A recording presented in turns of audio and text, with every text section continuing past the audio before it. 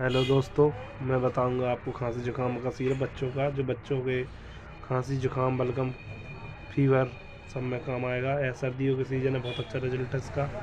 सर्दियों के सीज़न में चलता है ये, बच्चों को खांसी जुकाम में काम करता है। बहुत अच्छा सिरप है। 1 चम्मच सुबह 1 चम्मच शाम को पिलाइएगा, आराम मिल जाएगा।